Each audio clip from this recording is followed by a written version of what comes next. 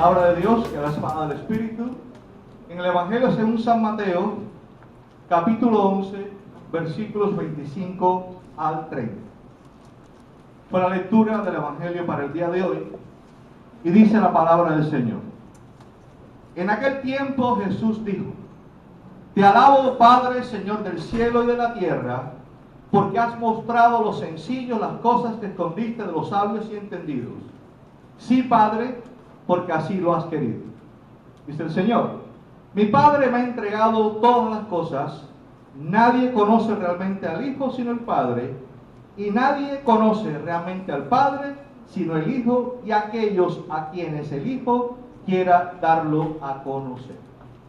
Ahora, las siguientes palabras son el corazón del sermón de hoy. Versículo 28 dice: Vengan a mí todos ustedes que están cansados de sus trabajos y cargas, y yo los haré descansar.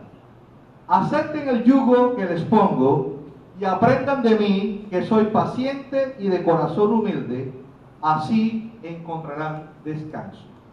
Porque el yugo que les pongo y la carga que les doy a llevar son ligeros. Palabra de Dios. Hermanos y hermanas, la semana anterior hicimos un estudio de la autobiografía espiritual del apóstol San Pablo. En dicho estudio, basado en el texto de Romanos capítulo 7, versículos 14 al 25, aprendimos que cada creyente se haya envuelto en un gran conflicto interno debido a la presencia del pecado en nuestra humanidad, pecado que siempre se opone a la obra del Espíritu Santo que mora en nosotros por la fe en Jesucristo. Sin embargo, en nuestra práctica pastoral he notado que muchas personas, aún creyentes, no comprenden la realidad de este conflicto espiritual presente en cada uno de nosotros, porque no entienden a cabalidad el concepto del pecado original. No es un concepto popular en nuestros tiempos. Cuando usted escucha a muchos televangelistas, se dan cuenta que apenas se oye la palabra pecado, muchas veces ni se menciona la sangre de Jesús, y cuando no hay mención de pecado, cuando no hay mención de la sangre de Cristo que nos limpia todo pecado, cuando no hay mención de la cruz, usted no está escuchando un sermón evangélico. Por muy bien expresado que sea, por muy lleno que esté el auditorio donde esté predicando el evangelista, el evangelio se predica para presentar la solución al pecado que Dios trae por medio de la obra y persona de nuestro Señor y Salvador Jesucristo. En las confesiones luteranas, y en particular la Confesión de Habsburgo, que es el documento principal de este libro de confesiones, de este movimiento llamado movimiento luterano del siglo XVI, en el artículo 2 se define el pecado original de la siguiente manera. Tome nota. Además, se enseña entre nosotros que desde la caída de Adán, todos los seres humanos que nacen según la naturaleza, se conciben y nacen en pecado. Esto es, desde el seno de la madre, están llenos de malos deseos e inclinaciones. Y por naturaleza, escuche bien, no pueden tener verdadero temor de Dios ni verdadera fe en Él. Continúa diciendo este texto. Además, esta enfermedad innata y pecado hereditario es verdaderamente pecado y condena bajo la ira eterna de Dios a todos aquellos que no nacen de nuevo por el bautismo y el Espíritu Santo. Muchos creyentes creen firmemente que la salvación es una obra conjunta entre el ser humano y Dios, donde nuestra voluntad juega un papel fundamental. Pero escucha bien, ¿está escuchando? ¿Están oyendo? Todo esto es contrario a las claras enseñanzas de la palabra de Dios, la cual enseña que el ser humano es salvo única y exclusivamente por la gracia de Dios. Esto implica que el ser humano no puede hacer absolutamente nada por su propia salvación, la cual depende única y exclusivamente de Dios. El salmista declara, escuchen las palabras del salmista, Salmo 140, versículo 7. Señor soberano, mi Salvador poderoso, que me protege en el día de la batalla. ¿Cómo llama el salmista a Dios? Dios soberano, ¿y cómo le dice? Salvador poderoso. ¿Qué reconoce el salmista aquí? El poder de Dios. ¿Y qué más reconoce? Que Dios es el Salvador por excelencia. ¿No es cierto? En el cántico llamado Magnificat, María la Virgen declara enfáticamente: mi alma glorifica al Señor. ¿Qué dice? No le escucho. Mi alma glorifica al Señor, ¿verdad? Y mi espíritu se goza en Dios mi Salvador. ¿Cómo dice la segunda parte? Y mi espíritu se goza en Dios mi Salvador. ¿Qué está diciendo la Virgen María? Dios es nuestro Salvador. ¿Y por qué se goza ella?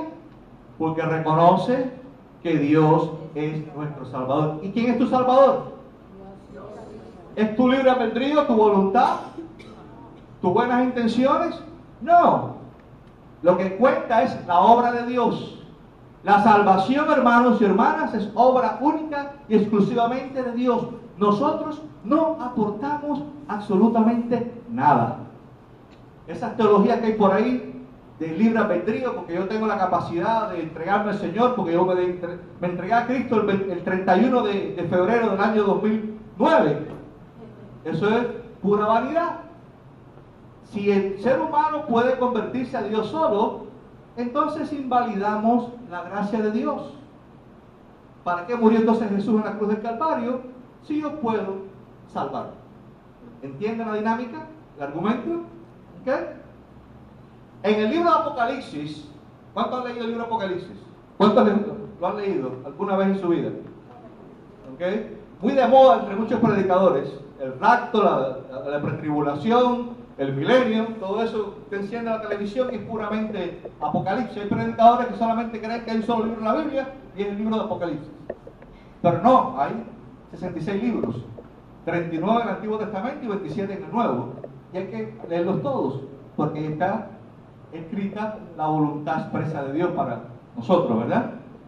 Dice Juan, el vidente: la salvación viene de nuestro Dios, que está sentado en el trono, y del Cordero. ¿Qué está afirmando Juan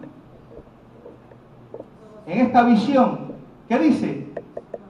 La salvación viene de Dios. ¿Dónde está Dios? Sentado en el trono y del Cordero. ¿Quién es el Cordero? Jesucristo, ¿verdad? El Cordero inmolado desde la eternidad. Pero a pesar, hermanos y hermanas, de la abundante evidencia bíblica que podamos presentar, para muchas personas es muy duro aceptar las implicaciones del pecado original y del pecado personal o pecado actual.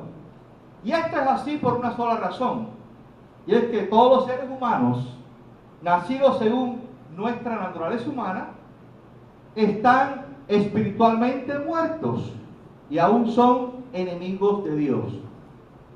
San Juan, en el capítulo 3 del Evangelio, versículo 7, dice: no te sorprendas de que te haya dicho, tienen que nacer de nuevo. Y habla del nacimiento espiritual que viene de lo alto.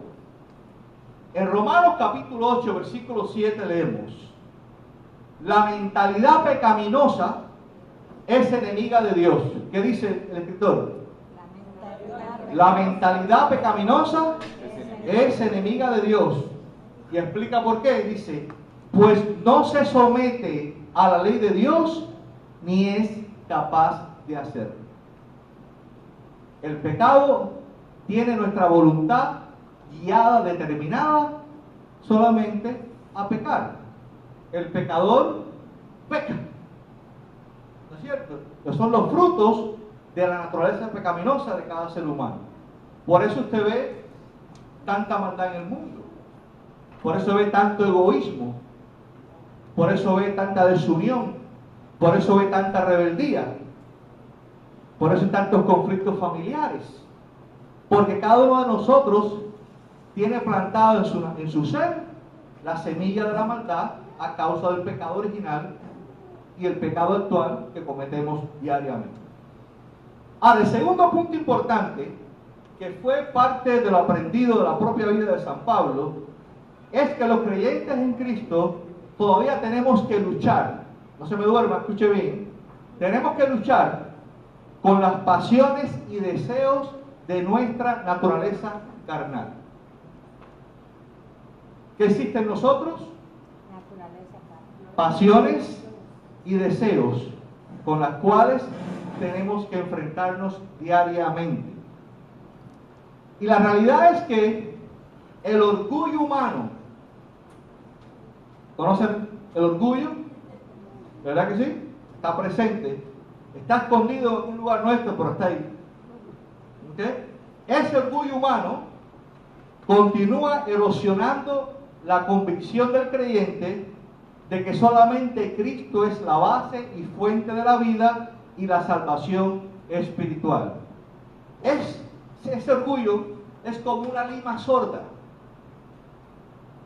carcomiendo esa seguridad que podemos tener en Cristo Jesús. La gente orgullosa no se somete. Como diría mi papá, falleció hace unos años, la gente orgullosa le gusta hacer lo que le da su reverenda gana. Por eso los conflictos en el mundo, y la iglesia no es diferente. ¿Por qué hay conflictos en la iglesia? Por el orgullo de la gente. La gente tiene un sentido de cómo hacer las cosas y vienen a la iglesia y quieren imponer su criterio muchas veces. Y no tienen la sensibilidad espiritual para aprender, para sentarse a escuchar la palabra, para recibir reprensión, para recibir guianza. Y por eso es que la iglesia muchas veces no puede ser un elemento fundamental de influencia poderosa en la sociedad. Porque la iglesia, ¿quiénes somos? Nosotros. Y si el testimonio nuestro es un testimonio pobre, el no creyente, ¿qué puede decir? No, yo no quiero ser como esto.